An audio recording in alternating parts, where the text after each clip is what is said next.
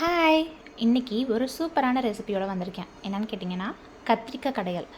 இதை வந்து தோசைக்கோ இல்லை இட்லிக்கோ வச்சு சாப்பிட்டு பாருங்கள், சூப்பராக இருக்கும். எப்படி பண்ணுறது பார்க்கலாமா? அதுக்கு முன்னாடி நம்ம சேனல் ஃபஸ்ட் டைம் பார்க்குறீங்க அப்படின்னா மறக்காமல் சப்ஸ்கிரைப் பண்ணிக்கோங்க. வாங்க வீடியோக்குள்ளே போகலாம். இதுக்கு வந்து குக்கரில் வந்து கத்திரிக்காய் எடுத்துக்கோங்க. அதோட கொஞ்சமாக தக்காளி, 2 பச்சை மிளகா, கொஞ்சமாக வந்து மஞ்சத்தூள் போட்டு தண்ணி ஊற்றி அதை வந்து ஒரு 3 to 4 விசில் மட்டும் விட்டு எடுத்து வச்சுக்கோங்க. இங்கிட்ட ஒரு கடாய் எடுத்துக்கோங்க, எண்ணெய் ஊற்றிக்கோங்க. கடுகு பொரிஞ்சதும் வெங்காயம், அதுக்கப்புறம் வந்து கொஞ்சமாக கருவேப்பிலை போட்டுக்கோங்க.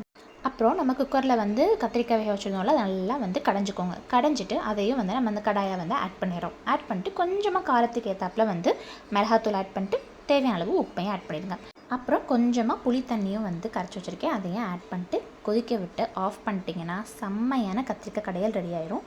எப்பயுமே சட்னி வச்சு தோசையோ இட்லியோ சாப்பிட்றத விட இந்த மாதிரி கத்திரிக்காய் கடையல் வச்சு சாப்பிட்டு பாருங்கள்.